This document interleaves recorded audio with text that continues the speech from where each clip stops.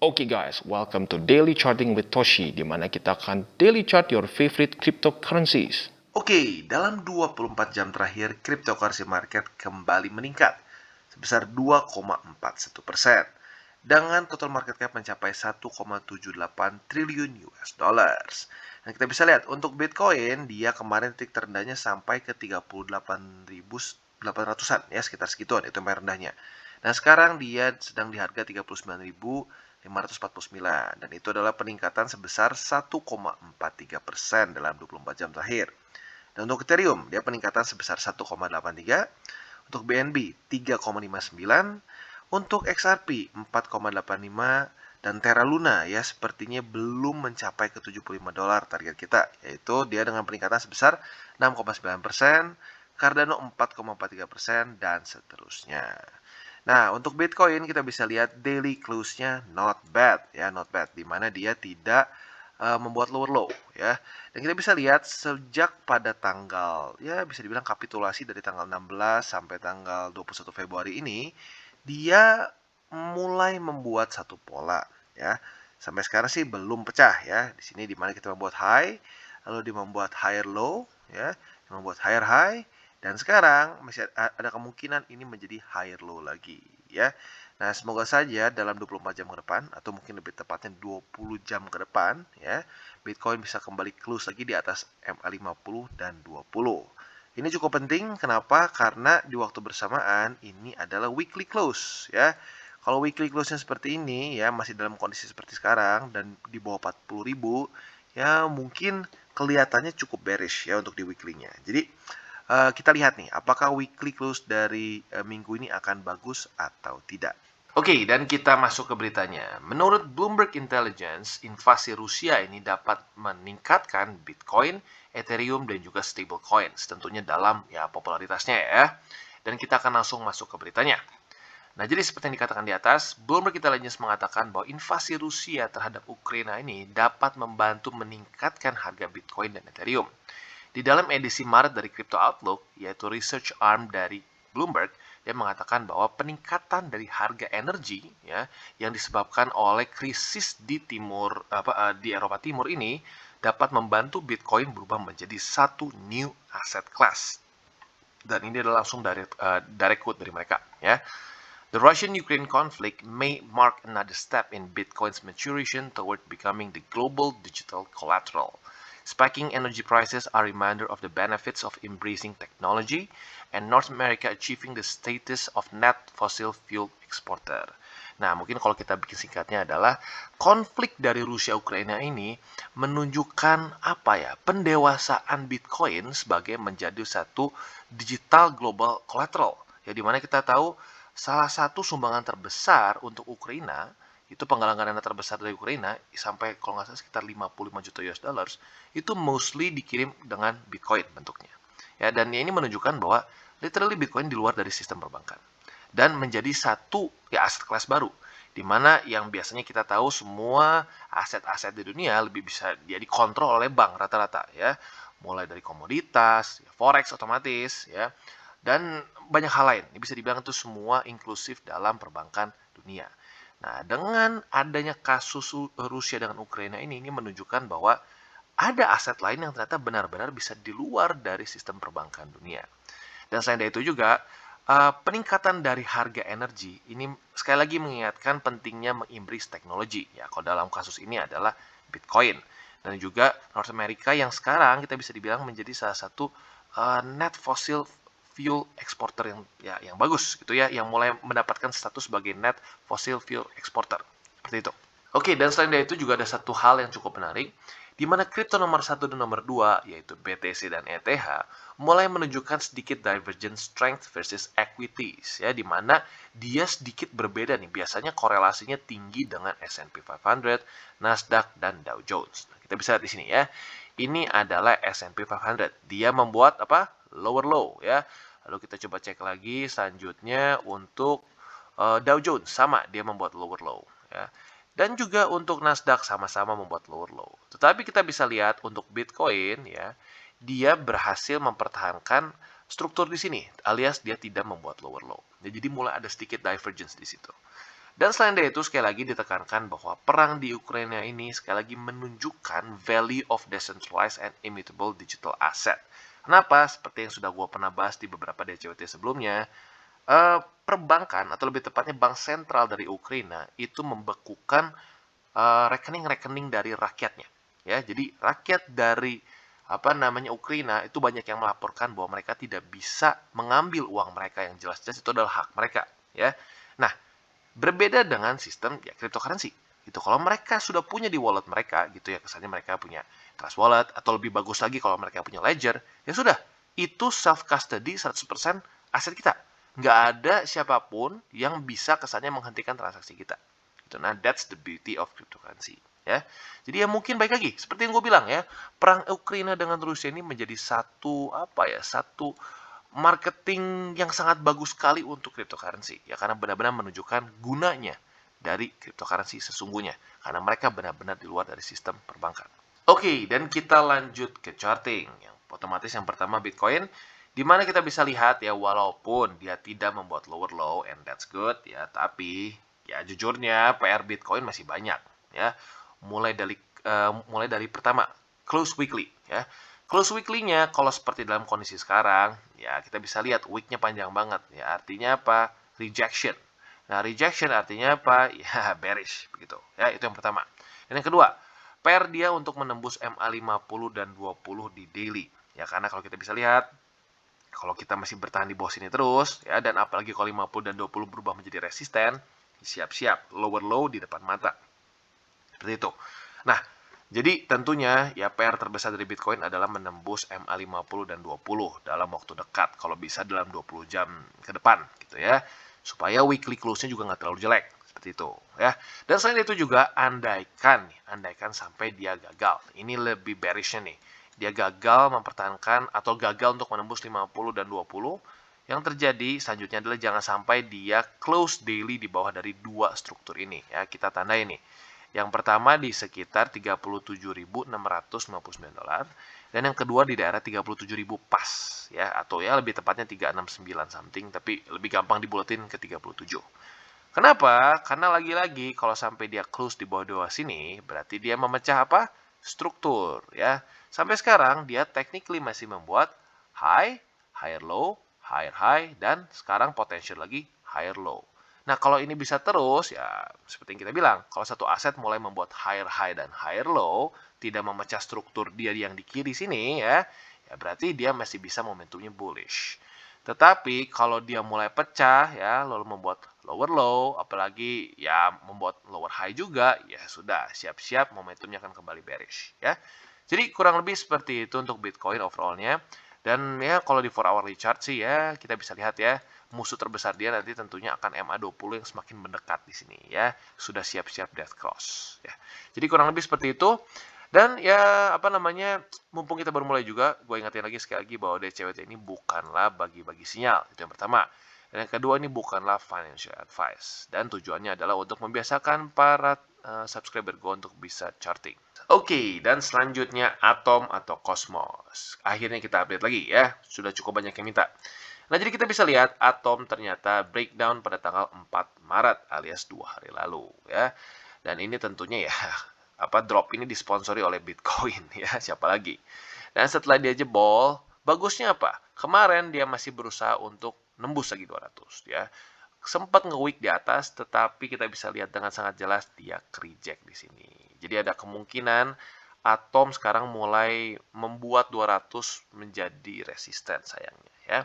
Nah, kita bisa lihat juga di candle hari ini dia mulai cenderung turun. Jadi kita lihat nih, apakah pada 20 jam ke depan Atom akan close di bawah dari MA50 juga atau tidak? Karena kemarin masih di atas ya.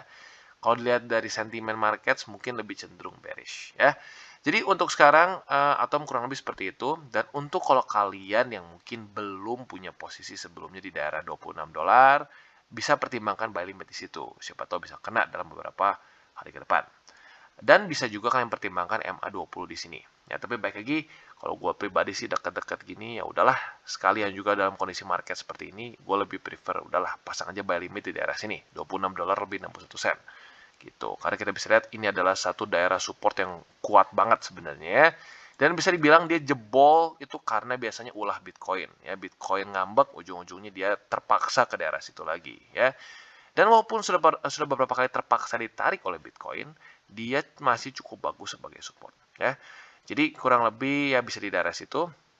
Dan otomatis yang sangat penting juga adalah jangan sampai ya tembus lagi daerah sini ya, karena kalau dia tembus lagi daerah sini kembali lagi dia pecah struktur ya.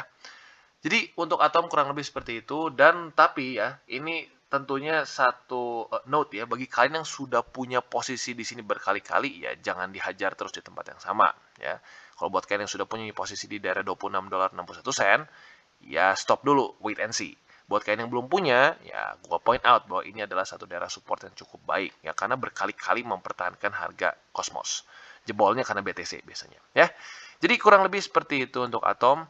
Dan overall Atom masuknya lebih ke apa ya? Dibilang extremely bearish juga enggak, karena ya dibandingkan dengan beberapa altcoins lain ke all time high-nya nggak extremely jauh ya. Jadi ya dia di tengah-tengah lah gitu kesannya kondisinya sekarang. Oke, dan selanjutnya Matic. Nah, untuk Matic kita bisa lihat ya, minimal struktur dia setelah kapitulasi di tanggal 21 Februari ya, itu masih quite okay. Dia masih membuat di sini high, walaupun high-nya rada aneh ya. High, higher low, higher high, higher low, higher high. Dan technically kemarin karena kita lihat ya candle seperti ini, dia masih membuat higher low, which is good ya. Walaupun ya di daerah price range yang sebenarnya kurang nyaman. Tapi ya minimal secara struktur nggak jelek banget gitu ya. Nah, tapi kalau gue pribadi, nggak akan pasang buy limit di struktur sini. Karena menurut gue terlalu flimsy ya. Dan kalau gue pribadi sih ya PR besarnya sih simpelnya ini ya, MA50 di weekly. Jadi kalau gue pribadi Matic, yang paling penting adalah dalam 20 jam ke depan, ya, jangan sampai dia close weekly di bawah MA50. Karena kalau sampai dia close weekly di bawah 50, ya kita bisa lihat targetnya selanjutnya struktur di $1 lebih 12 sen. Ya. Jadi kurang lebih masih sama untuk Matic ya. PR besarnya adalah itu si weekly close jangan sampai di bawah 50. Dan buat kalau sampai tembus di bawah 50, ya sudah siap-siap bisa pasang buy limit di $1 12 sen. Dan buat kalian yang mungkin belum punya ya koleksi harga Matic di daerah MA50 weekly di daerah sekitar $1.43, boleh kalian pertimbangkan juga buy limit di situ ya. Jadi kurang lebih seperti itu untuk Matic. Oke, dan selanjutnya Phantom ya, sepertinya di daerah $1.67 terjadi drama nih ya. Kemarin ketembus tipis, kemarin langsung dilawan lagi nih. Wah, asik kayak nonton sinetron di sini ya. Nah, tinggal kita lihat nih siapa yang ujung-ujungnya menang. Karena pada hari ini kita bisa lihat dia langsung ada cenderung ke bawah lagi. Nah, jadi PR untuk Phantom pada hari ini simpelnya adalah bertahan di atas $1.67 ya, karena close daily-nya kemarin technically di atas dari daerah situ ya. Jadi ya itu kurang lebih PR-nya. Dan mungkin mirip-mirip seperti Matic ya, dia secara pola not bad. Dia masih membuat apa di sini setelah kapitulasi dia ya. Dia membuat high, higher low, higher high, dan higher low sampai sekarang ya. Nah, jadi PR dia adalah mempertahankan sini dan jangan sampai tembus lagi ke daerah di bawahnya ya. Jadi kita tambahin di sini deh ya PR dia. Jangan sampai tembus daerah sini. Sorry, kayaknya kurang turun sedikit ya di daerah sini. Oke, jangan sampai tembus struktur di sini dan di sini. Karena kalau sudah tembus, seperti yang kalian sudah sering banget dengar, strukturnya pecah. Kalau strukturnya pecah dari higher high, higher low, dan mulai membuat lower low dan lower high, apa yang terjadi? Momentumnya balik lagi ke bearish ya. Jadi kurang lebih seperti itu untuk Phantom. Dan andaikan ya kita lihat sampai dia membuat lower low, apa yang bisa kita expect? Yang bisa kita expect adalah seperti yang gue sudah bilang di DCWT gitu sebelum-sebelumnya adalah daerah sini yaitu $1 lebih 27 sen. Dan ada kemungkinan besar ini bisa menjadi double bottom bagi kalian yang optimis tentunya. Nah, bagi kalian yang lebih pesimis, ada kemungkinan lain yaitu dia menjadi double top. Nah, ini dia makanya kenapa kalau gue pribadi trade itu nggak based on patterns gitu. Karena patterns bisa sering kali kadang-kadang subjektif gitu kesannya. Nah, seperti ini ada orang yang akan dengan sangat yakin bilang ini double top ya dan akan lanjut lagi turun. Nah, di waktu bersamaan akan ada orang yang bilang yang lebih optimis, enggak, ini double bottom, lihat. Dan kalau kita lihat secara kurang lebih dua-duanya bisa benar gitu. Jadi makanya kalau gue pribadi sih ya just average aja gitu ya. Kena di daerah sini ya udah averaging dan lihat probability-nya seperti apa ya. Jadi kurang lebih seperti itu untuk Phantom dan kita lihat ya apakah daerah next-nya ini $1.58 akan ketembus dan close daily di bawah situ atau tidak. Selama belum close daily di bawah situ, Phantom masih oke lah, masih aman. Tapi kalau gue pribadi walaupun masih aman, gue nggak akan dulu averaging lagi Phantom sebelum dia bisa menunjukkan satu momentum yang cukup untuk menembus 200 dan benar-benar menjadikan MA 200 yang warna merah ini menjadi support. Sebelum dia berhasil melakukan itu, gue sepertinya nggak akan dulu averaging lagi untuk Phantom. Ya karena ya masih kalau kayak gitu kagok gitu kesan di tengah-tengah. Mending sekalian tunggu kalau sampai jebol ke daerah $1.27 ya. Oke, dan kita update lagi mengenai XRP. Jadi kita bisa lihat XRP ya sudah 2 kali kurang lebih melakukan hal yang cukup mirip ya pada tanggal 27 Februari dan 8 Februari itu basically dia melakukan kurang lebih pantulan yang mirip-mirip seperti sekarang 4 sampai 5 Maret ya. Nah, sekarang permasalahannya tapi masih sama. Permasalahannya adalah seperti di 8 Februari dia nggak nembus MA20. Jadi ya masih bermain pingpong antara MA20 dan 50. Nah, tentunya permainan pingpong ini yang menang adalah yang disponsori. Nah, disponsori siapa? Ya Bitcoin ya. Kalau Bitcoin yang ngedrop, ya yang menang kemungkinan MA20 ya seperti kayak kemarin-kemarin di sini nih ya. Bitcoin yang ngedrop, maka ya si XRP-nya akhirnya sponsornya menangnya buat yang bear gitu kesannya ya. Nah, tapi waktu ya kita bisa lihat ada sedikit bounce back dari BTC, kita bisa lihat XRP langsung naik lagi. Jadi ya menurut gua kalau gua kuncinya ya lebih di BTC for now ya. Tapi ya not bad. Menurut gua not bad untuk XRP masih bisa terus mempertahankan MA50-nya. Ya, jadi PR-nya otomatis sekarang adalah jangan sampai jebol lagi MA50. Itu yang pertama. Dan PR keduanya kalau bisa mulai daily close di atas dari MA20. Nah, kalau sudah seperti itu, ya ada kemungkinan besar XRP bisa lebih not bad andaikan sampai BTC kebanting lagi. Dan kalau sampai BTC lanjut di atas 40.000, ya lanjut lagi rally, ya menurut gue XRP bisa ikutan ketarik juga lanjut ke atas, ya. Jadi kurang lebih seperti itu untuk XRP. Dan buat lo yang belum punya buy limit di daerah MA50, boleh pertimbangkan. Tapi buat lo yang udah punya, ya jangan average di tempat yang sama terus, ya. Jadi kurang lebih seperti itu untuk XRP. Oke, dan selanjutnya Luna. Ya, untuk Luna lagi-lagi luar biasa ya. Belum sampai ke $75, tetapi dia terpantul oleh, seperti yang kita bahas, MA50 di 4 hourly chart. Jadi bagi kalian yang kemarin lebih high risk ya dan mengambil posisi Luna di bawah dari, bukan di bawah, tapi mengambil posisi buy limit di MA50 di 4 hourly chart, kalian sudah dalam posisi profit ya. Dan kalau ditanya, Bang, kita harus gimana sih? Apakah kita harus lebih high risk? Apakah kita harus lebih konservatif? Jawabannya, ya tidak tahu gitu loh. Kadang-kadang bisa lebih profitable saat agresif, ya. Tapi kadang-kadang faktanya kita terlalu agresif malah jadi nyangkutnya jauh gitu kesannya ya. Ya kalau gua sih gini ya biasanya ya gua akan lebih cenderung agresif apabila momentum dari aset tersebut kuat dan biasanya saat BTC di atas dari bull support band. Kalau dia lagi di bawah biasanya gue cenderung konservatif. Nah untuk Luna ini jujurnya anomali gitu ya dia momentumnya tetap kuat walaupun BTC jauh di bawah dari bull support band gitu kesannya ya. Nah tentunya seperti yang gue bilang ini menurut gue karena anchor ya anchor dia membuat demandnya jadi besar dan selain dari itu juga ternyata kita baru tahu bahwa Luna ini sekarang stakingnya nomor 2 di dunia ya tadinya Ethereum kan nomor 2 atau nomor 1 Solana. Nah sekarang ternyata Luna menjadi ranking 2 katanya jadi mungkin itu salah satu juga alasannya ya tapi ya simpelnya sih kita udahlah kita lihat chart aja dulu. Jadi untuk buat kalian yang konservatif ya bersabarlah, tetap setia. Kalau gue pribadi tetap setia nunggu dia $75 lebih 11 sen. Pasti nggak bang kena? Nggak ada yang pasti, gitu nggak ada yang pasti. Tapi ya baik lagi, gue merasa di sini yang secara risk rewardnya cukup oke, gitu ya. Dan kalau kita lihat juga di 4 hourly-nya dia mulai reject oleh MA20 di sini. Jadi masih ada kemungkinan dia bisa membuat lower high di sini ya. Kalau dia membuat lower high berarti pertanda apa? Kemungkinan bisa lanjut lagi turun ya. Jadi kurang lebih seperti itu untuk Luna di 4 hourly chart dan juga di daily. Jadi gue ulangi buat yang konservatif bisa tetap bersabar di sini dan buat kalian yang sudah dapat posisi di sini ya congrats ya buat yang mau TP monggo, buat yang mau nggak apa-apa buat koleksi aja ya silahkan ya. Jadi kurang lebih seperti itu untuk Luna. Oke, dan selanjutnya BNB.